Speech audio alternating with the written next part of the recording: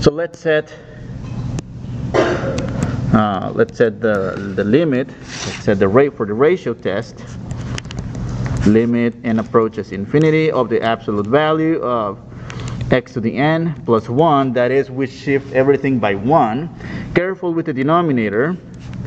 That's going to be 2 times n plus 1 factorial times the reciprocal of the original series.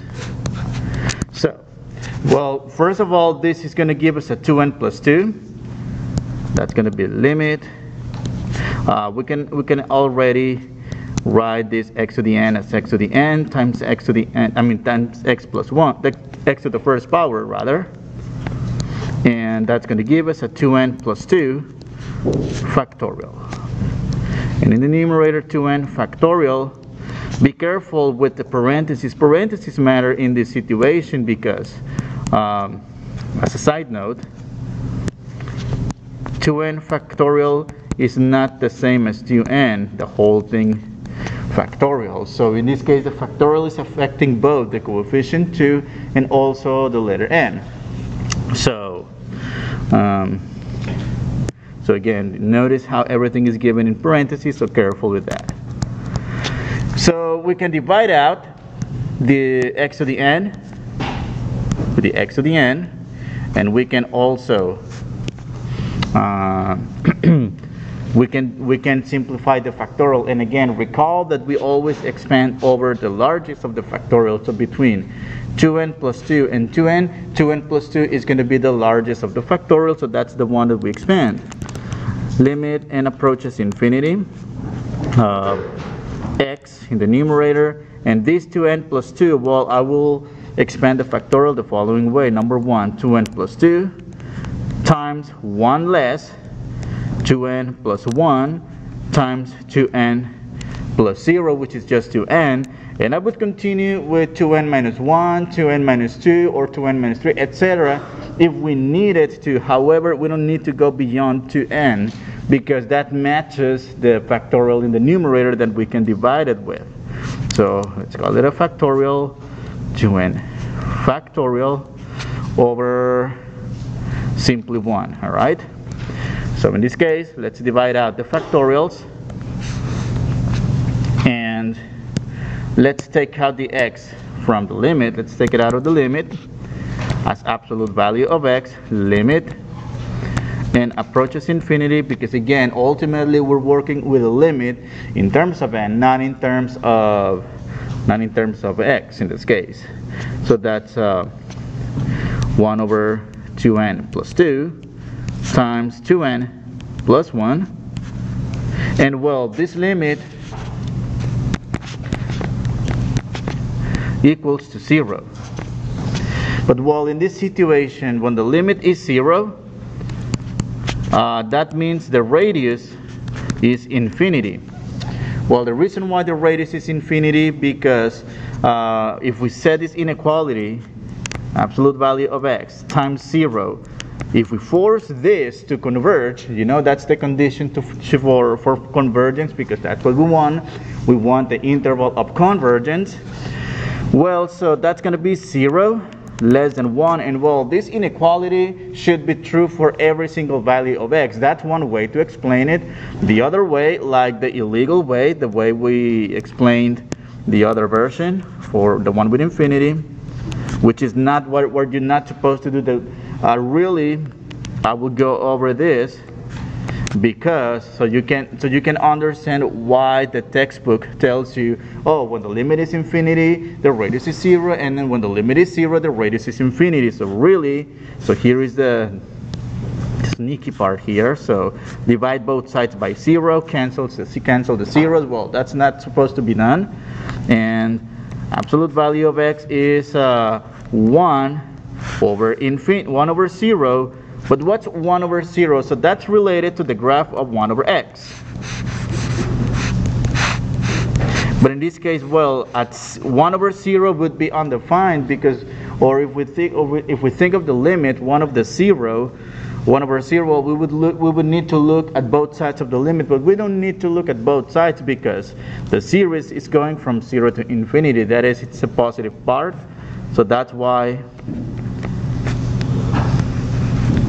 this is infinity and the radius is infinity. But again, this is not the right way to do the math.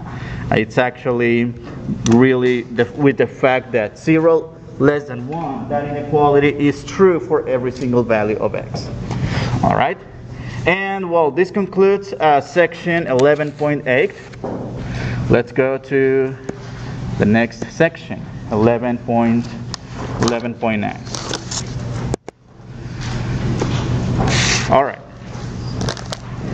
so for 11.9, oh, what happened here? Oh, right here.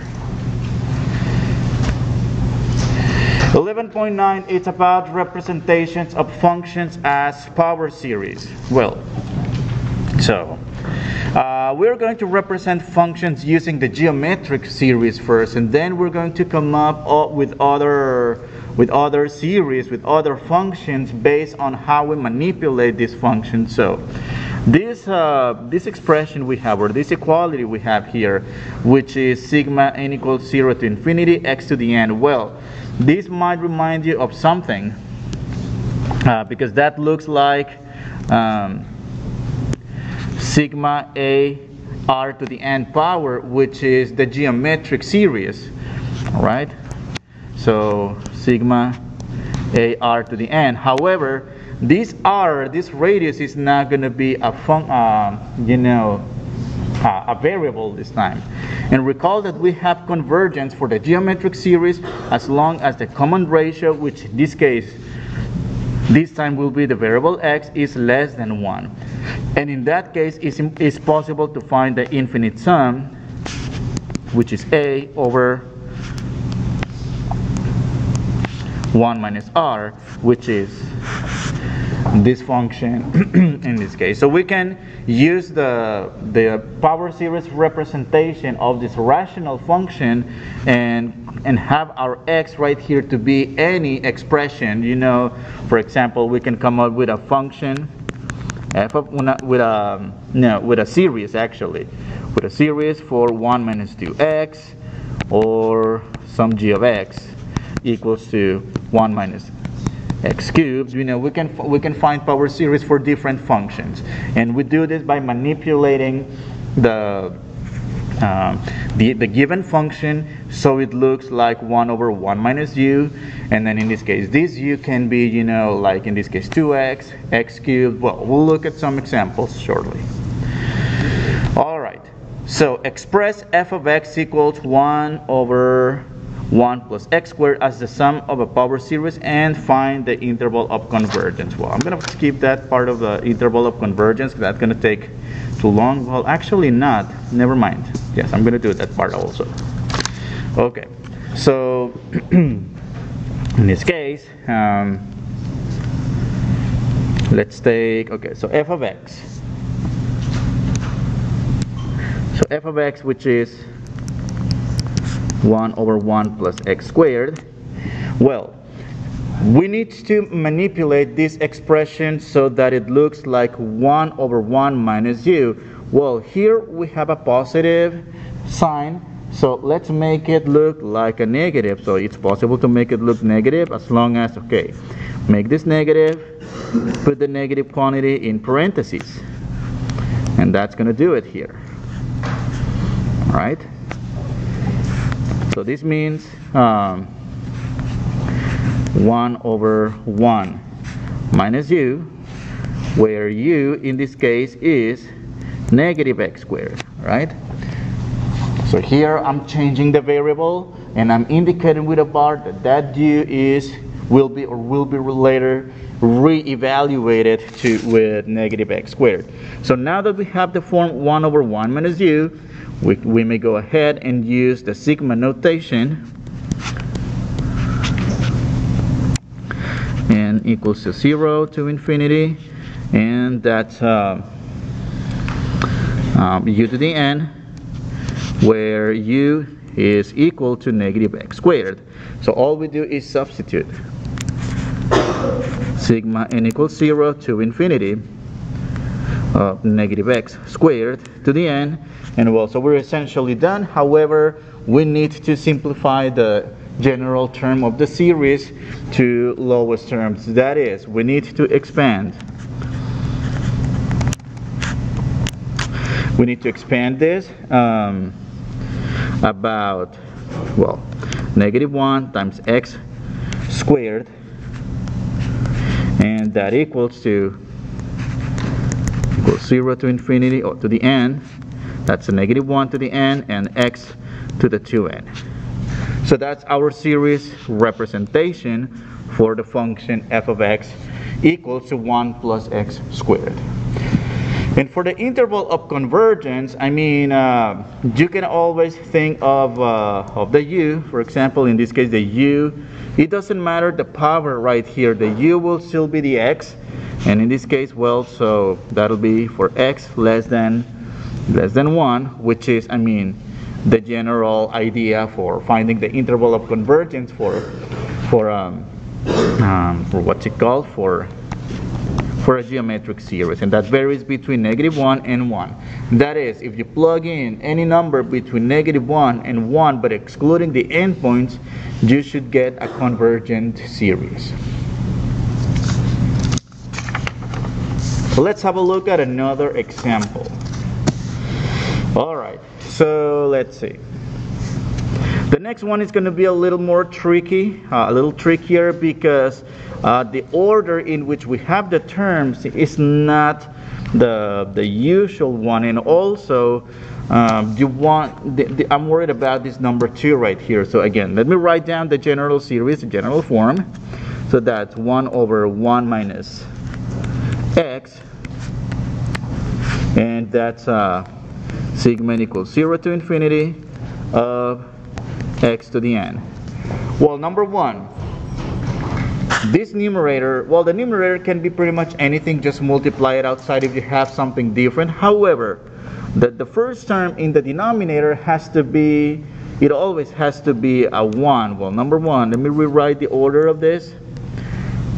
So that's equals to 1 over 2 plus x. So in this case, we don't have a 1 right here. However, we can turn this into a 1 by factoring out the number 2. But how can we factor out the 2 if we don't have any, and if we don't have another 2 multiplying with the x, or a number that contains a common factor of a 2? Well, we can still do that. So that'll be 2 times 1 plus x over 2. So distribute this back, that should give us the 2 plus x. Okay, so that's one thing. So that's one thing, and actually I'm going to use brackets. I'm going to use brackets here to group this part. That way it's going to be a lot easier to see the 1 over 1 minus u term. So that's 1/2, because 1/2 right here, and that's 1 plus x over 2. So now that we have the 2 1s right here, we need to turn this positive into a negative. That is 1/2 over 1 over 1 minus negative x over 2. Alright, so I think we have a good substitution here, so we may go ahead and write 1/2 1 over 1 minus u, where in this case the u equals the negative x over 2. Okay, and we may go ahead and write this as a power series. That's 1/2 sigma n equals 0 to infinity u to the n, where the u is negative x over 2. Alright, so let's evaluate this back. This will be 1/2 sigma n equals 0 to infinity, and that's a negative x over 2 to the n power. So we're essentially done with coming up with the power series, but again, we need to simplify this further, because notice we have a 2 to the n here, we have this negative, this positive 1/2 multiplying with the series outside, and this is also an alternating series, so we need to write it in the correct format. So that is going to give us the following. So that's 1/2 sigma n equals 0 to infinity. So that's going to be -1 to the n, that's for the negative sign, x to the n, 2 to the n. But what about this 2 right here, which essentially is 2 to the first power. This is a 2 to the first power. And so 2 to the first power times 2 to the n, that's going to give us sigma n equals 0 to infinity, -1 to the n, x to the n over 2n plus 1. So that's the power series representation for the function f of x equals 1 over x plus 2. We're going to come up with series, with more series for other functions. So right now our focus is taking advantage of the general geometric series and use that geometric series as a function, as a variable series, not as a series of numbers like we did in the previous few sections. Let's do one more. So find the power series representation for the function f of x equals x cubed over x plus 2. Alright, so, well, actually the process to get the series for the previous example took a good minute to go. So, we don't have to do the whole process again, because if you observe this series, this is the same as saying x cubed times 1 over x plus 2. But didn't we get a series for 1 over x plus 2 in the previous example? So how about we just use the result from that part and put it in there. So that's x cubed times the power series that we got from here. So let me highlight it. This is, we can use the same result and just write it down. That's sigma n equals 0 to infinity, -1 to the n, x to the n over 2n plus 1. And well, we need to introduce this x cubed to the general rule by, well, these two are multiplying. What do we do with the exponents? In this case, add the exponents. X to the n plus 3, 2n plus 1. And that's the series for this function. Alright, so those are some examples of basic transformations or manipulations of functions to obtain their corresponding equivalents in the world of power series, in their power series representations. However, we can use calculus. Well, here we haven't used any calculus at all, so all we did for these first 3 exercises is some algebra, some substitution, some manipulations to make the expression look like the general rule that we want to obtain. Yes? How did you do the x plus 1? Oh, because this is a 2 to the first power right here. They're both in the denominator. And when we multiply the bases, we add n plus 1. All right? Maybe I should have written this 1/2 inside, right, to be more visual, but it's the same thing. So we can use calculus to obtain power series for other kinds of functions. So we can do calculus for any series, so because these power series are polynomial representations here, so you can expand the series for n equals 0, n equals 1, n equals 2, etc. And this is the function that we would obtain. So let me highlight it so you can see what am I talking about. So this power series f, which represents a function f of x, it becomes a polynomial here. Well, it's right here as well. All right. Well, the thing here is that if we differentiate this series, so check this out. Find the derivative of c sub 0. Well, that's just a number. All right, here's just a number. So take the derivative of a number. That's going to be 0. Notice that when we take the derivative, that c sub 0 doesn't show up anymore. And in this case, well, the derivative of x to the first power, which is 1, times its coefficient, well, that's going to be the coefficient. The derivative of something squared, well, that's 2 times the coefficient minus 1. The derivative of the cubic, 3 times 3 minus 1.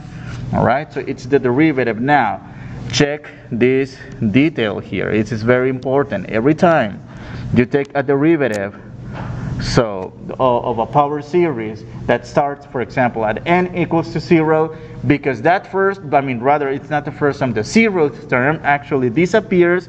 The series for the derivative will now start at n equals to 1, because that c sub 0 no longer exists, right? So we need to specify that the series now starts at n equals to 1. So, and then when we integrate, so we can also integrate power series to obtain new power series for new functions. So in this case, well, integrate c sub 0. The integral of c sub 0, it's like integrating 5 dx, which the integral of 5 dx is 5x, for example, but in this case the variable term is the x minus c, or x minus a, where the a is the center of our power series. All right, so the only thing we have to do is, in this case, add the constant of integration to in just the same way that we integrated any function of x, you know, at the plus c. All right, unless we have some limits of integration, which we may get. We may get some of those later.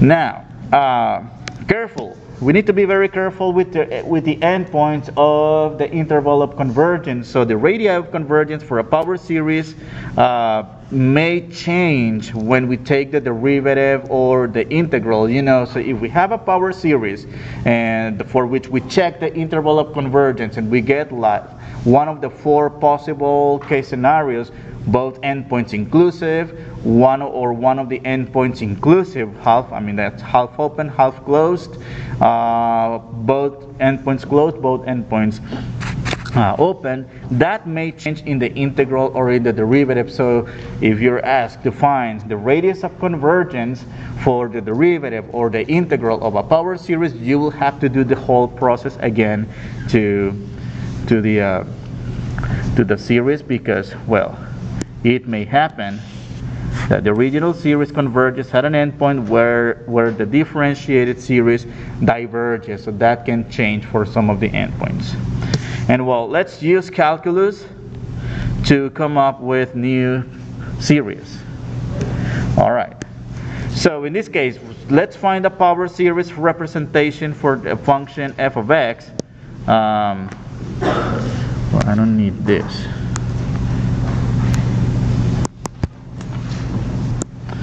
So for the function f of x equals 1 over 1 minus x. Well, unfortunately, this doesn't look like 1 over 1 minus u. In fact, this looks like 1 over 1 minus u squared, the whole quantity squared. But we don't have a power series for 1 over 1 minus u squared. So how are we going to get power series representation for that function and still take advantage of the power series for the general geometric power series? Well, there has to be a way. And well, in this case, here is where we're going to use the calculus. So this is what we're going to do. So we have the function 1 over 1 minus x for now. And by definition, this is the expansion of 1 plus x squared plus x cubed plus x to the 4th plus etc. Infinitely many terms. And that equals to the power series. Well, actually, I'm going to leave some space. I'm going to leave some space for every single side of this equality. Leave some space over here. You'll see why. Sigma n equals 0 at n equals 1 equals 0 to infinity of x to the n power. Alright, so, well, how are these two functions related? Well, it turns out that if we take the derivative of this function, that is, let me do that on the side.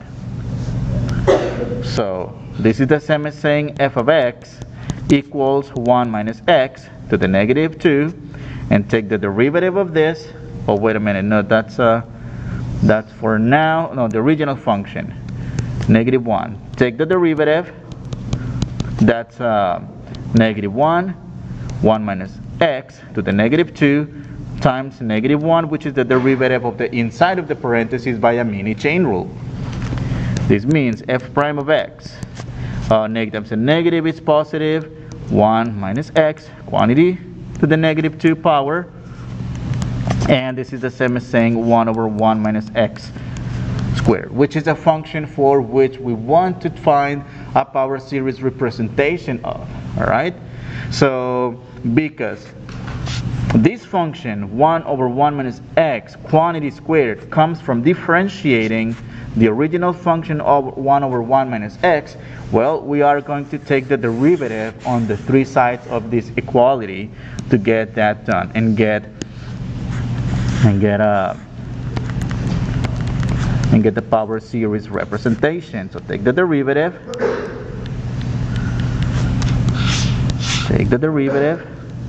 and take the derivative.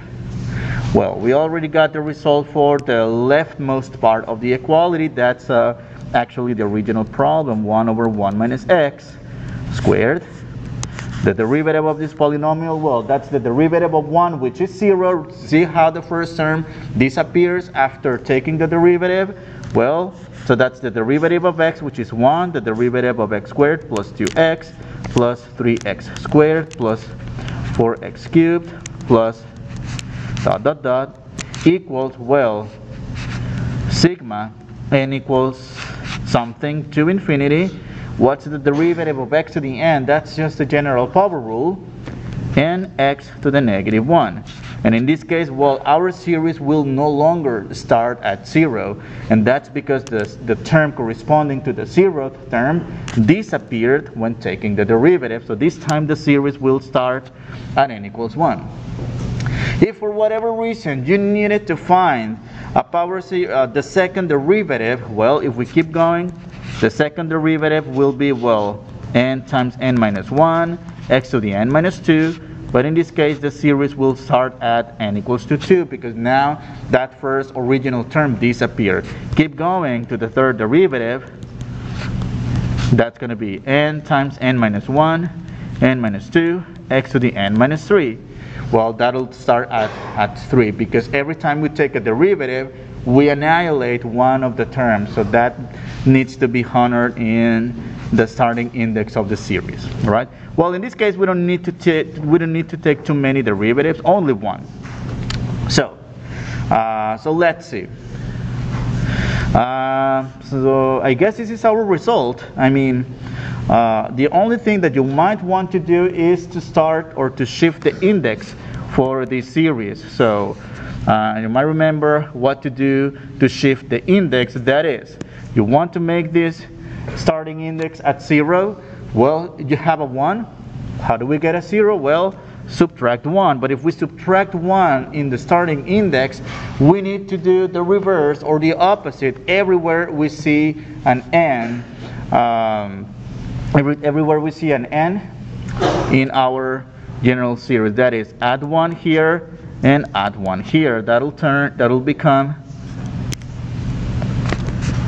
sigma n equals 0 to infinity n plus 1 x to the n plus 1 minus 1, that's just x to the n. And that's the power series representation for this function 1 over 1 minus x quantity squared. Okay. Alright, example number 5.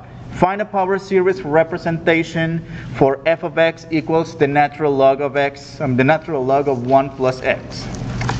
Alright. Well, so here we need to think of where is the function natural log of x coming from. Alright, so what calculus operation gives a natural log? Alright, well, in this case, let's see. So we have the function natural log of x. That means, so in this case, well, there is no simple function whose derivative equal to the natural log of x. Actually, the natural log of x is easily obtained by integrating some function. What is that function? Well, so in this case,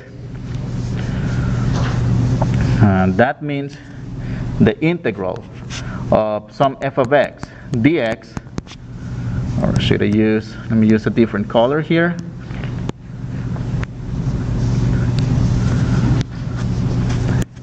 So that's the integral of what dx equals ln of 1 plus x plus c. Well, let's keep the plus c for now. So that looks like the integral of 1 plus x. Take the integral of 1 plus x, that's the natural log of 1 plus x. That is, this time we will have to integrate a power series to obtain a power series for natural log of 1 plus x. So where do we start at? Alright, so we're going to start here.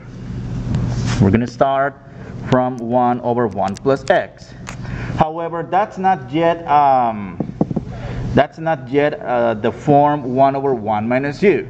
So we need to turn this into 1 over 1 minus negative x and turn it into a 1 minus u, where the u in this case is negative x.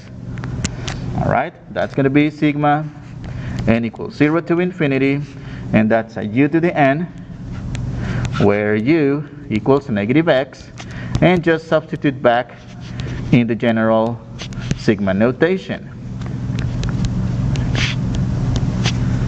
And what else? So that's going to be negative x to the n, and let's keep simplifying negative, because you don't want to integrate this while you have a negative inside of the power. So you want to make sure that you distribute the power to as a negative 1 to the n, x to the n. Alright, so that's the function.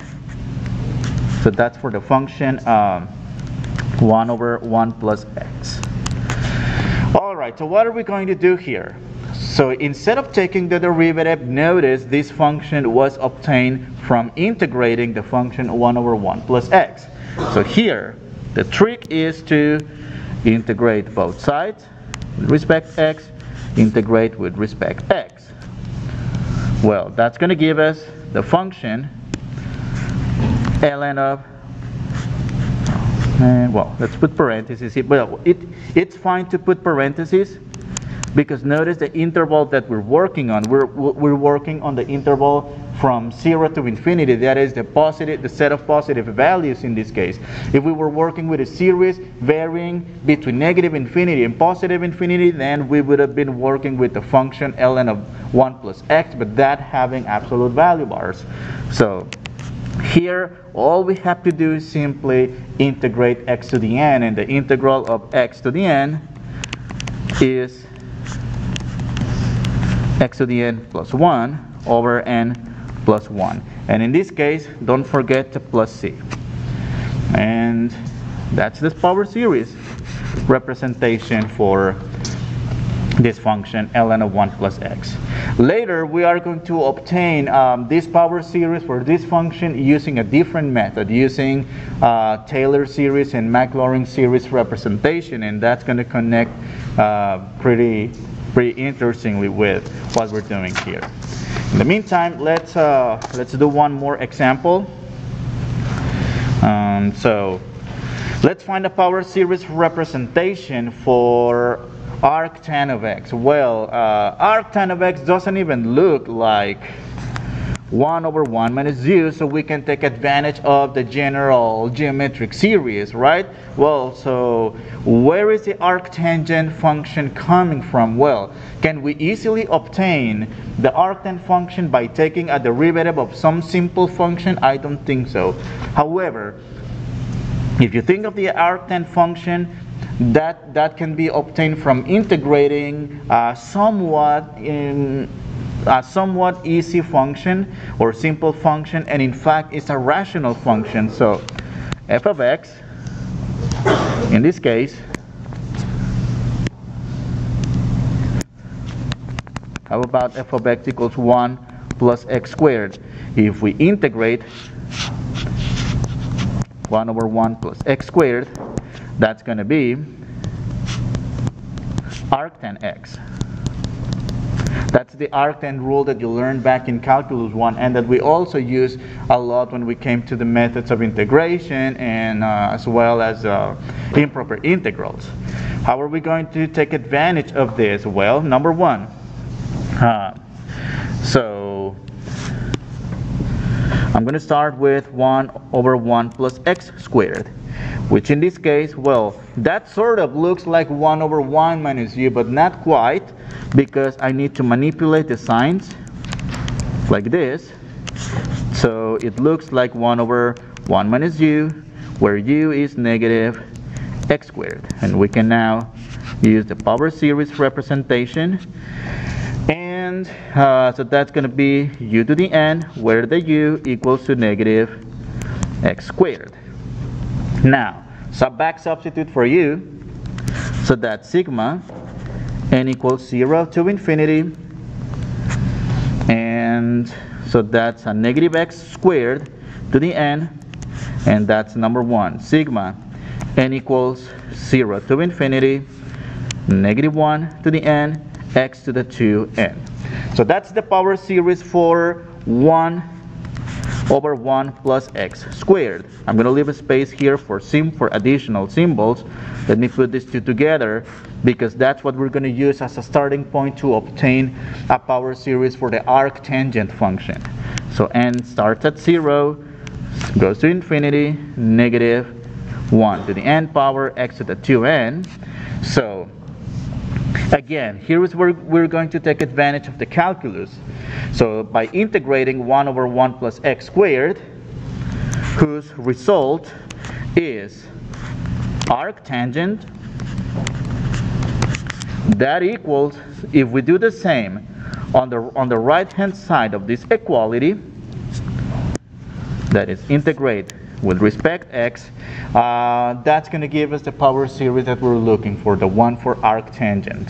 And in this case, well, don't feel threatened by, or don't be scared about all these symbols, because ultimately we're just integrating x to the 2n. We're just using the general power rule. Everything else is just symbols, alternating factors, indices. So the integral of x to the 2n, that's going to be sigma n equals 0 to infinity, negative 1 to the n, x to the 2n plus 1, and divide by 2n plus 1. And don't forget the plus c. And that's going to be our power series for the arctangent function. So far we have a power series for arctangent, one for 1 over 1 minus x, which is related to the general geometric series. We have one for logarithm. In the next section, we're going to learn how to get power series for sine, cosine, exponential, e to the x. So let's do one more. I think we have time to do the next one. So let's evaluate this integral right here, the integral of 1 over 1 plus x to the 7th power. Well, try a u substitution, it's not going to work. So we would need an x to the 6th power over here that stands the u part. However, we're going to use power series to integrate this. So that's 1 minus negative x to the 7th power, which is 1 over 1 minus u, where the u equals negative x to the 7th power. So now that we have the form 1 over 1 minus u, that equals sigma n equals 0 to infinity and u to the n, where in this case the u equals to negative x to the 7th, and back substitute to the sigma notation, to the sigma representation of the function. That's negative x to the 7 to the nth power. But again, we're going to integrate this, and you don't want to, you might want not to have this negative inside of this parentheses. So write the series as sigma n equals to 0 to infinity of negative 1 to the n x to the 7n. Alright, so we may now go ahead and write the integral of 1 over 1 plus x to the 7th power with respect x equivalently in power series notation. That's the integral.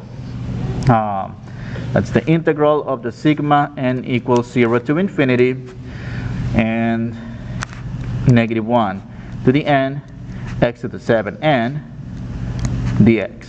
And again, just use a baby general power rule and add 1 to the exponent, divide by that new exponent you obtain. So that's going to be sigma n equals 0 to infinity negative 1 to the n x to the 7n plus 1 divided by 7n plus 1, the whole thing plus c. And well, these power series representations are useful to come up with weird integrals, you know. For example, the integral of e to the negative x squared with respect x, which we'll learn how to do next time. However, for this one we would need, just give me one more minute. We would need a factor of x so we can use the use substitution here. However, we don't have that power of x. Well, we still have to evaluate this integral one way or another, because this integral, for those of you who have taken statistics course, this function is the Gaussian curve, which calculates the probability density for a normal distribution. Well, ultimately you don't use the calculus, you don't integrate, you use either your calculator or table of probabilities. However, in advanced courses in probability, you will need to actually compute the integral right here, and that's done by transforming this integral into power series representations. All right. Well, this is it for